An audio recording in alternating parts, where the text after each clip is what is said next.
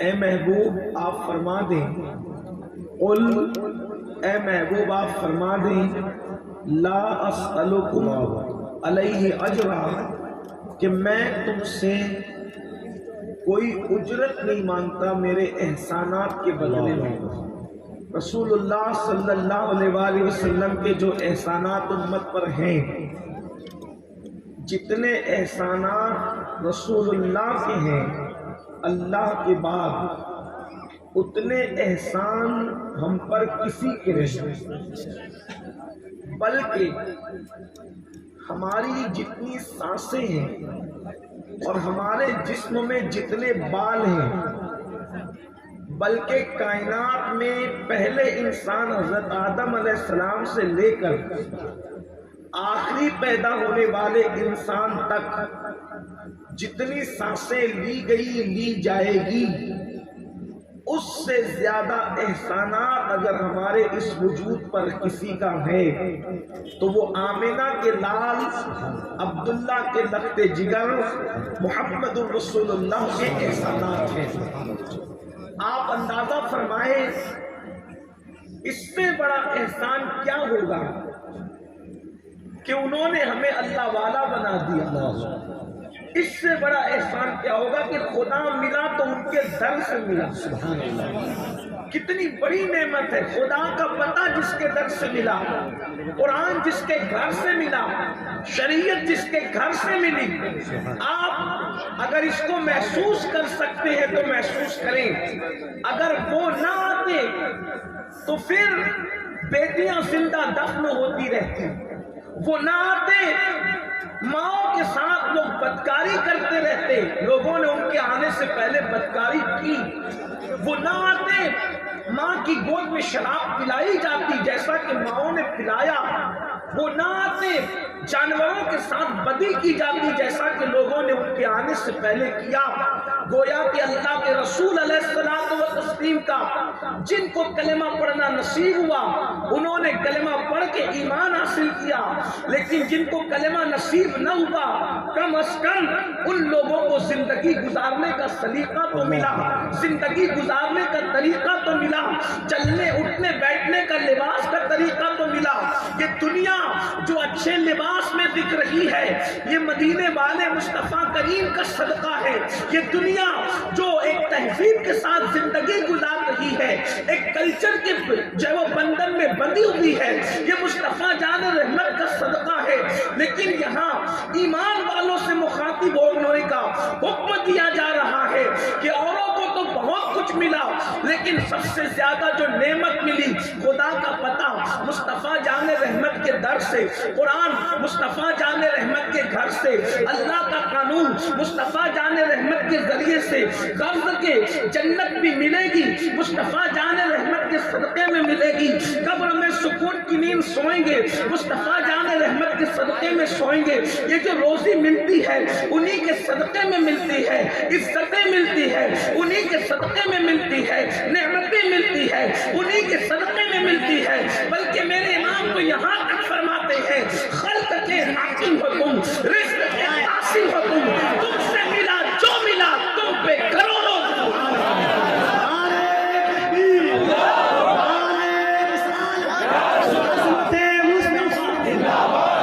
جس کو جو بھی نعمت ملی ہے مصطفیٰ جان رحمت کے صدقے میں ملی، حتیٰ کہ انبیاء کو نبوت بھی ملی تو میرے نبی کے صدقے میں ملی ہے۔ لیکن یہاں امت سے مخاطبت ہے، امت سے خطاب ہے، میں تم سے کوئی اجر نہیں مانگتا، لا اسألکم علیہ اجرا، تم سے کوئی اجر نہیں مانگتا، الا المودۃ فی القربى، مگر یہ کہ جو میرے قرابت دار ہیں، جو میرے رشتہ دار ہیں ان سے محبت کرو۔ جب یہ آیہ کریمہ نازل ہوئی تو صحابہ کرام نے پوچھا یا رسول اللہ صلی اللہ علیہ وآلہ وسلم اس آیت میں کن سے محبت کا حکم ہے؟ تو اللہ کے رسول علیہ السلام نے خاص طور پر 4 نام لیے اور فرمایا جن سے محبت کا حکم ہے وہ علی ہیں، وہ فاطمہ ہیں، وہ حسن ہے، وہ حسین ہے، اور قیامت تک ان کی اولاد ہے۔ ان سے محبت تم پہ فرض کر دی گئی۔ اسی کو امام شافعی محمد ابن ادریس رضی اللہ تعالی عنہ بیان کرتے ہیں، جس کو جد المختار میں میرے امام سیدی اعلیٰ حضرت نے نقل فرمایا۔ امام شافعی کے 6 مصرے یہ: یا اہل البیت رسول اللہ حبکم فرض من اللہ فی القرآن انزلہ یکفیکم من عظیم الفخر انکم من لم یصلی علیکم لا صلاة لہ آل النبی ذریعتی وہم الیہ وسیلتی ارجو بہم عطاقتا بید الیمین صحیفتی۔ امام شافعی کہتے ہیں اے رسول اللہ کی اہل بیت، تم لوگوں کی محبت اللہ نے قرآن میں ہم پہ فرض کی ہے۔ محبت اہل بیت فرض ہے، اہل بیت کی محبت فرض ہے۔ اور پھر کہتے ہیں کیا یہ فخر تمہارے لیے کافی نہیں ہے کہ اس وقت تک ہماری نمازیں ہوتی ہی نہیں جب تک ہم نبی کی اہل بیت پہ درود نہیں پڑھ لیتے؟ اور فرماتے ہیں آل النبی ذریعتی وہم الیہ وسیلتی، آل نبی میرا ذریعہ ہے۔ کائے کا ذریعہ ہے؟ اللہ تک پہنچنے کا ذریعہ ہے۔ اہل بیت اللہ تک پہنچنے کا ذریعہ ہے۔ وہم الیہ وسیلتی، اور وہی اللہ کی بارگاہ میں میرا وسیلہ ہے۔ ارجو بہم عطاقتا بید الیمین صحیفتی، اور مجھے امید ہے کہ قیامت کے دن میرا نام اعمال اگر میرے سیدھے ہاتھ میں دیا جائے گا، وہ بھی اہل بیت کی محبت کے صدقے میں دیا جائے گا۔ لبیک یا رسول اللہ، لبیک یا رسول اللہ، سید امین القادری۔ آل نبی کے صدقے میں میرا نام اعمال میرے سیدھے ہاتھ میں دیا جائے گا۔ تو اہل بیت کی محبت فرض ہے۔ اور میرے آقا نے تو یہاں تک فرمایا حسین منی وانا من الحسین، حسین مجھ سے ہے، میں حسین سے ہوں۔ احب اللہ من احب حسینا، اللہ اس سے محبت کرتا ہے جو حسین سے محبت کرتا ہے۔ حسین صبت من الاسباط، اور میرا حسین میرے بیٹوں میں ایک بیٹا ہے۔ اللہ اکبر۔ سیدنا ابو ہریرہ رضی اللہ تبارک و تعالی عنہ اپنے امامے کے شملے سے امام حسین کے تلووں کی مٹی صاف کرتے ہیں، اور صاف کرنے کے بعد کہتے ہیں حسین جو آپ کی فضیلتیں مجھے معلوم ہیں، اگر لوگوں کو پتہ چل جائے تو لوگ تمہیں زمین کا قدم رکھنے نہ دیں، بلکہ لوگ تمہیں اپنے کندھوں پہ اٹھا کر کے چلے، جو فضیلتیں میں تمہاری جانتا ہوں۔ اللہ اکبر۔ تو اہل بیت سے محبت کا اللہ کے رسول نے حکم دیا، حسنین کریمین سے محبت کا حکم دیا، علی و فاطمہ سے محبت کا حکم دیا، قیامت تک ان کی اولاد سے محبت کا حکم دیا۔ یہ باتیں تو آپ واقعات کے ذریعے سے 1 محرم سے لے کے 10 محرم تک، ختم محرم تک بار بار سنتے رہتے ہیں۔ میں کسی کو دہرانے کے لیے یہاں نہیں بیٹھا، مختصر وقت میں مجھے آپ سے کچھ باتیں کرنی ہے۔ محبت اہل بیت فرض ہے۔ آپ سے پوچھنا چاہتا ہوں آخر اللہ کے رسول علیہ السلام نے اتنی محبت اہل بیت کی بات کیوں کی؟ اللہ اکبر۔ ایسی ایسی فضیلتیں اہل بیت کی محبت کے صلے میں بیان ہوئی، کسی عمل پر ایسی فضیلت بیان نہیں ہوئی۔ جیسے کہ مثال کے طور پہ میرے آقا فرماتے ہیں جو میری اہل بیت سے محبت کرے گا اللہ اس کی عمر میں برکت دے گا، جو میری اہل بیت سے محبت کرے گا اللہ اس کے رزق میں برکت دے گا، جو میری اہل بیت سے محبت کرے گا اللہ اس کے چہرے کو جگمگا دے گا۔ بلکہ فرمایا جن ان کے چہرے جنازے میں بھی چمکتے ہوں گے اور ان کے چہرے قیامت میں بھی 14ویں رات کے چاند کی طرح چمکتے ہوں گے، جن کے دلوں میں اہل بیت کی محبت ہوگی اور جن کے دلوں میں اہل بیت سے بغض ہے۔ امارت الادب میں میرے امام نے حدیث لکھی، جس نے میری اہل بیت سے بغض کیا ان کے چہرے قیامت میں سیاہ اور کالے ہوں گے، اور پیشانی پہ لکھا ہوگا یہ اللہ کی رحمت سے محروم کر دیے گئے ہیں۔ پتہ چلا چہروں کو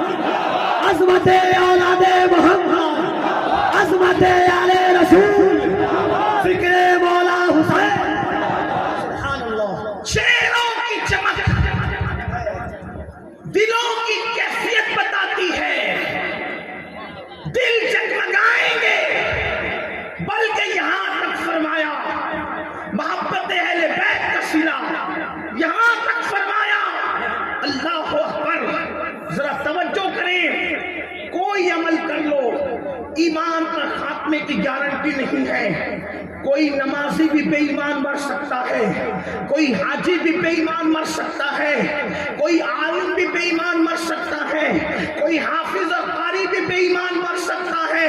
لیکن میرے آقا فرماتے ہیں, صاحب کشاف نے لکھا, امام رازی نے لکھا, امام یوسف نبہانی نے لکھا, اس طریقے سے امام عبدالوہاب شعرانی نے لکھا, کثرت کے ساتھ یہ بات لکھی گئی. کیا اللہ اکبر, میرے آقا فرماتے ہیں جو میری اہل بیت سے محبت کرے گا اس کا خاتمہ ایمان پر ہوگا, وہ دنیا سے ایمان پر جائے گا. اور فرمایا صرف ایمان پہ نہیں جائے گا, اگر بستر پہ بھی مرے گا اللہ اس کو شہادت کا مرتبہ عطا فرمائے گا. اہل بیت سے محبت کرنے والا جب اس کی روح نکالنے کے لیے موت کا فرشتہ آئے گا تو روح بعد میں نکالے گا, پہلے جنت کی بشارت دی جائے گی پھر اس کی روح نکالی جائے گی. یہ محبت اہل بیت کا سر, جنت کا مشتاق پہلے ہے, جنت کا مشتاق پہلے ہے, روح کا نکلنا بعد میں ہے. اور یہاں تک فرمایا کہ اہل بیت سے محبت کرنے والوں کو ایسے سجا کر جنت میں لے جایا جائے گا جیسے دلہن کو سجا کر دولہا کے گھر لے جایا جاتا ہے. اور اہل بیت سے محبت کرنے والے پل صراط سے ایسے گزریں گے جیسے بجلی کود جاتی ہے. اللہ اکبر.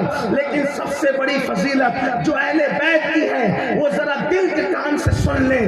میرے آقا نے فرمایا ایک مرتبہ جب سیدہ کائنات, مخدومہ کائنات, بلکہ فردوس بری سیدہ فاطمہ مادر حسنین ام ابیہا کے گھر میں اللہ کے رسول جلوہ گر ہے.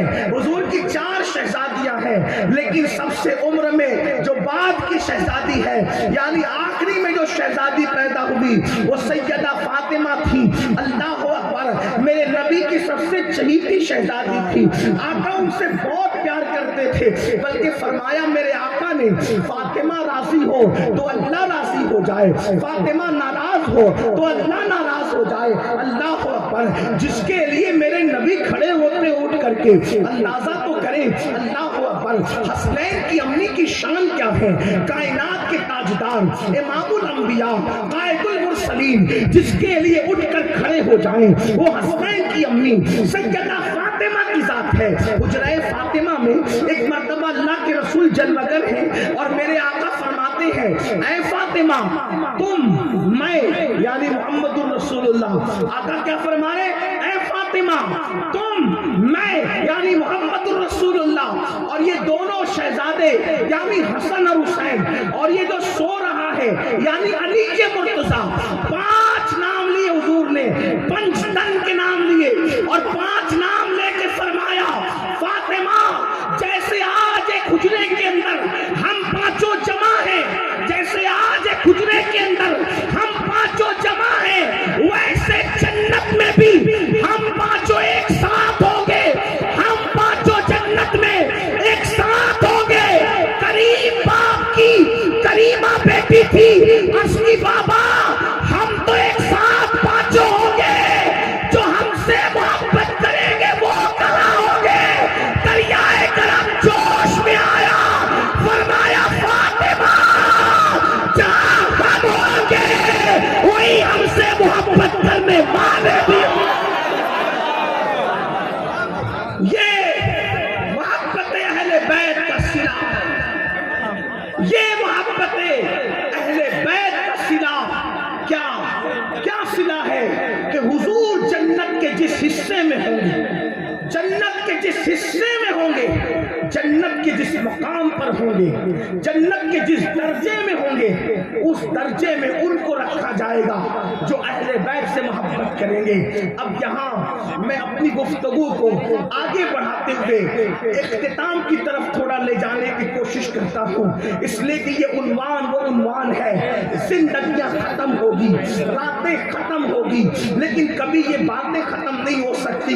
اب آپ نے سن لیا کہ جو اہل بیت سے محبت کرے گا, جو اہل بیت سے محبت کرے گا وہ رسول اللہ کے ساتھ جنت میں رہے گا. جنت کے جس درجے میں محمد الرسول اللہ ہوں گے, اسی درجے میں جس درجے میں پنجتن پاک ہوں گے, اسی درجے میں اللہ اکبر اہل بیت سے محبت کرنے والے ہوں گے. بلکہ ایک روایت اور یاد آ گئی, آپ اس کو توجہ سے سنیں. ایک روایت اور سن لیں میرے جوانوں کی علم میں اضافے کے لیے. بلکہ فرمایا قیامت کے دن عرش کے نیچے سے ندا دی جائے گی, اے محشر والوں عرش کے نیچے آ جاؤ. کون لوگ؟ جو میرے محبوب کی اہل بیت سے محبت کرتے تھے, وہ عرش کے نیچے آ جاؤ, کیونکہ یہاں دسترخوان لگا ہوا ہے اور پنجتن پاک بیٹھے ہوئے ہیں. اور جو اہل بیت سے محبت کرتا ہے, آج وہ اہل بیت کے ساتھ دسترخوان پہ بیٹھ کر اللہ تمہاری مہمانی کر رہا ہے. خدا میزبان ہے اور تم قیامت کے دن مہمان ہو. جب لوگ نفسی نفسی کہیں گے, لوگ ماں کو ڈھونڈیں گے, باپ کو ڈھونڈیں گے, کوئی کسی کا پرسان حال نہ ہوگا.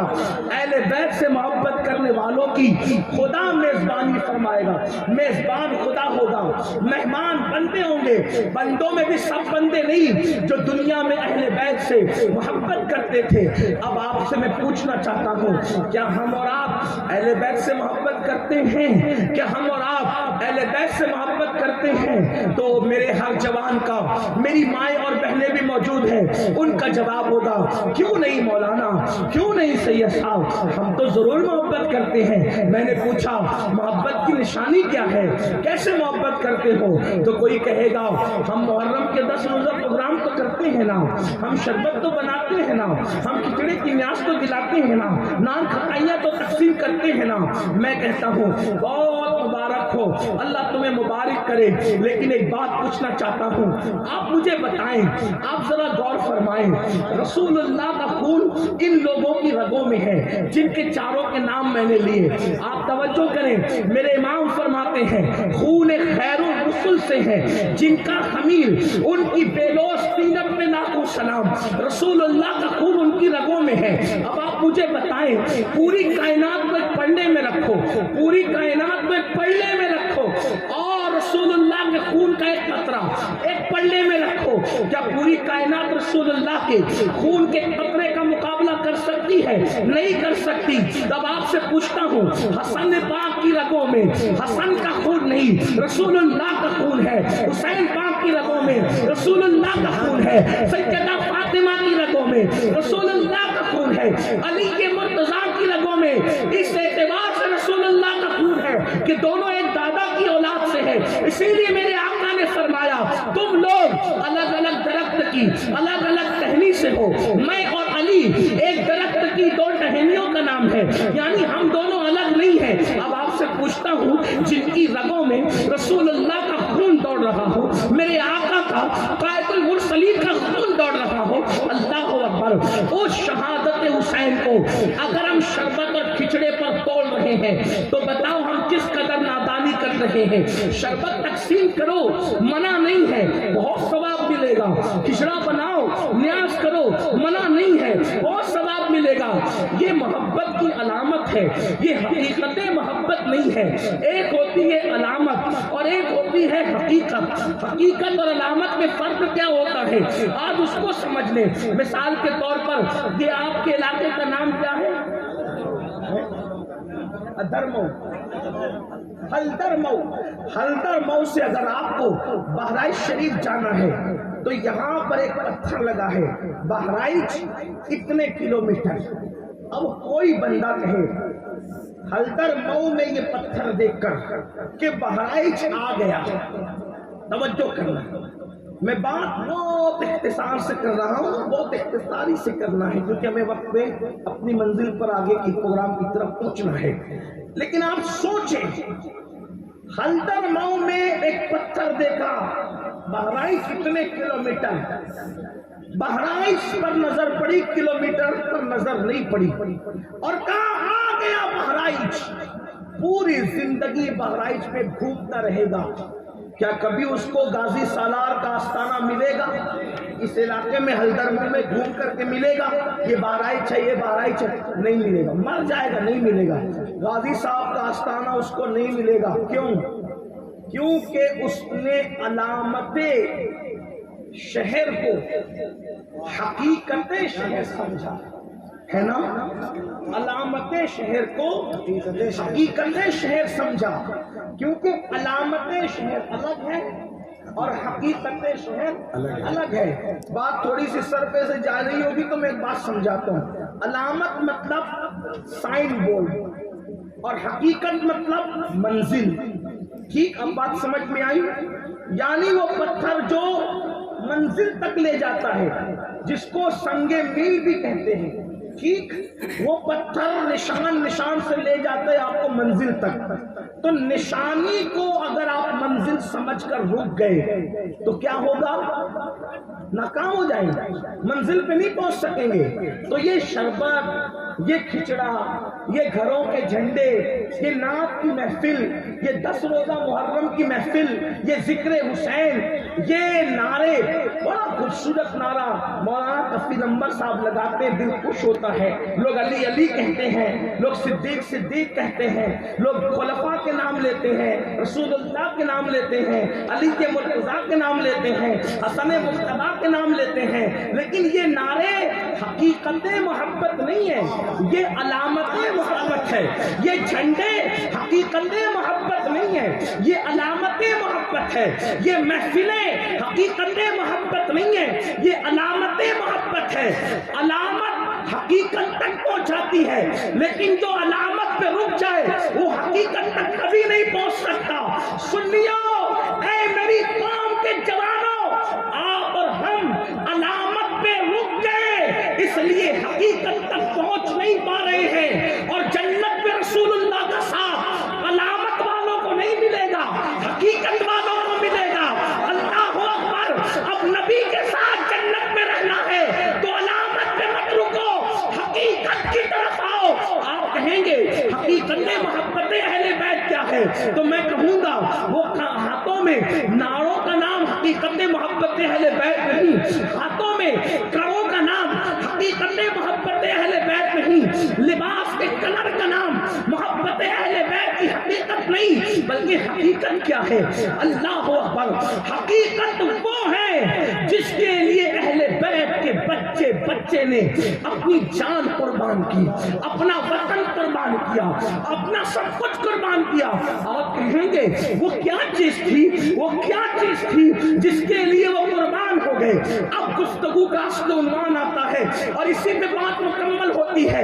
اگر کسی جوان کے دل میں یا میری کسی بہن کے دل میں میری گفتگو اتر گئی تو میرا اتنی دور سے آنا میں سمجھوں گا کہ کامیاب ہو گیا، لیکن یاد رکھنا مسلمانوں، تھوڑی دیر دل جمعی کے ساتھ توجہ کے ساتھ سن لو۔ آپ اب تقریر نہیں سن رہے ہیں، یہ کسی کے دل کا درد سن رہے ہیں، یہ کسی کی آہو بکا سن رہے ہیں، یہ کسی کی داستان حقیقت سن رہے ہیں۔ سن لو، آخر پوچھنا چاہتا ہوں، ہم جہاں رکے ہوئے ہیں وہ علامت ہے، حقیقت کیا ہے؟ اہل بیت نے جس کے لیے جان دی، اس پہ جان دینا یہ محبت کی حقیقت ہوگی، اس کی قدر کرنا یہ محبت کی حقیقت ہوگی۔ انہوں نے جس سے محبت کی اس سے محبت کرنا یہ محبت کی حقیقت ہوگی۔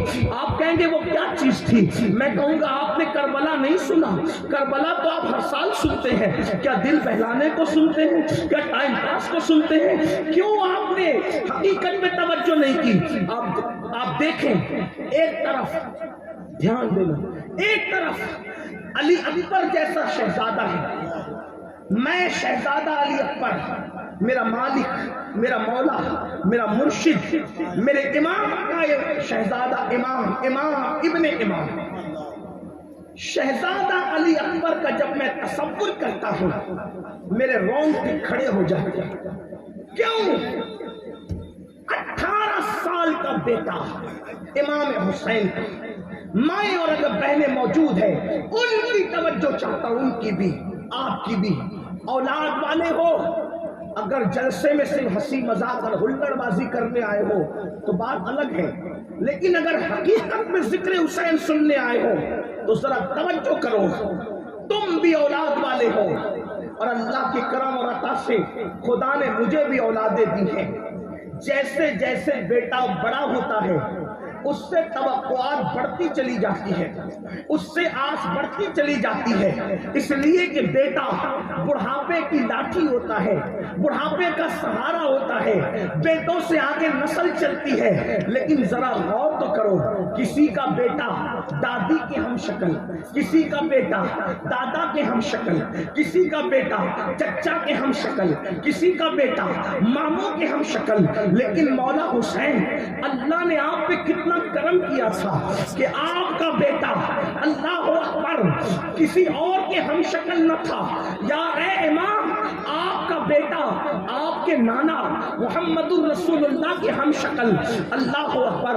کہتے ہیں کہ جب لوگ علی اکبر کے دور میں حضور کے پردہ فرمانے کے بعد مدینہ منورہ آتے تھے تو یوں کہتے ہوئے آتے تھے، چلو رسول اللہ کے مزار پہ حاضری بھی دے دیں گے اور علی اکبر کو دیکھ کر ایک اندازہ کر لیں گے کہ حسن رسول کیا تھا۔ اس لیے کہ علی اکبر تصویر مصطفیٰ ہے، علی اکبر تنویر مصطفیٰ ہے، علی اکبر کا حلیہ رسول اللہ کے حلیے سے ملتا جلتا ہے۔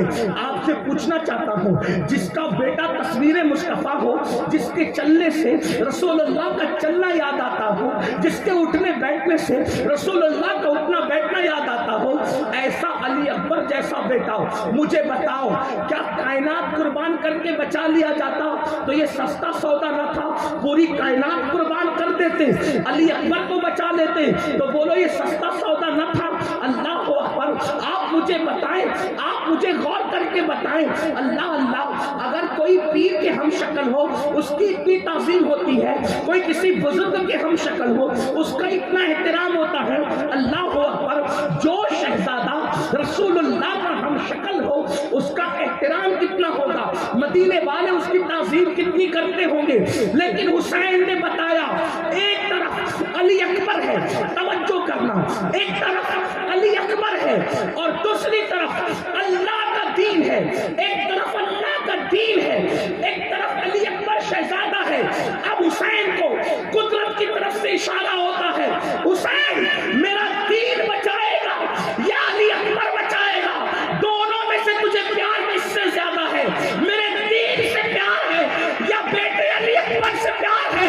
حسین پاک اللہ کے دین کو بچانے کے لیے علی اکبر جیسا بیٹا قربان کر دیتے ہیں اور کس شان سے قربان کرتے ہیں۔ ابن عساکر لکھتے ہیں کہ جب شہزادہ علی اکبر کی شہادت ہوئی، امام علی مقام نے اپنے بیٹے علی اکبر کے سینے سے جب نیزہ کھینچا تھا تو نیزے کی انی پر علی اکبر کے دل کا ٹکڑا نکل کر آ گیا تھا، علی اکبر کا دل باہر آ گیا تھا۔ آپ سے پوچھنا چاہتا ہوں، حسین پاک نے بتایا مجھے اپنے بیٹے علی اکبر سے زیادہ اللہ کے دین کی اہمیت ہے، میں اپنے جوان بیٹے کے ٹکڑے ٹکڑے تو دیکھ سکتا ہوں، اپنے جوان بیٹے کے لاشے پہ گھوڑے دوڑتے تو دیکھ سکتا ہوں، لیکن اللہ کے دین کو مٹا نہیں دیکھ سکتا۔ آپ سے پوچھنا چاہتا ہوں، یہ محبت اللہ کے دین سے تھی۔ اب آپ مجھے بتاؤ، او اہل بیت سے محبت کے دعوے داروں، کیا یہی محبت اللہ کے دین سے ہمیں ہے؟ اللہ کے دین سے ہمیں ہے۔ حسین پاک کے لیے تو ایک طرف علی اکبر ہے اور ایک طرف اللہ کا دین ہے۔ حسین علی اکبر قربان کر رہے ہیں، اللہ کا دین بچا رہے ہیں، اور ہمارے پاس روزانہ ہم سے امتحان ہوتا ہے۔ ایک طرف اللہ کا دین ہے، ایک طرف ہماری نیند ہے، ایک طرف اللہ کا دین ہے، ایک علی اکبر نہیں ہے ایک دوسری طرف، بلکہ کتنی علی اکبر نہیں، کتنی حقیر چیز ہے، کتنی حقیر۔ دین ایک طرف اور نیند ایک طرف۔ نیند کی اوقات کیا ہے علی اکبر کی ہے ذات کے سامنے؟ علی اکبر ایک طرف اور دین ایک طرف۔ حسین نے علی اکبر قربان کر کے دین بچایا، اور ہمارے پاس ایک طرف دین، ایک طرف فجر کے وقت نیند۔ اب دین آواز دیتا ہے مجھے بچا، نیند کہتی ہے مجھے بچا۔ سچ بولنا کس کو بچاتے ہو؟ کس کو بچاتے ہو؟ ہنسنے کی بات نہیں، اگر فجر کی نیند میں بستر چھوڑ کر اٹھتے ہو تو گویا اپنا دین بچاتے ہو، اور اگر بستر چھوڑ کے نہیں اٹھتے فجر کی نماز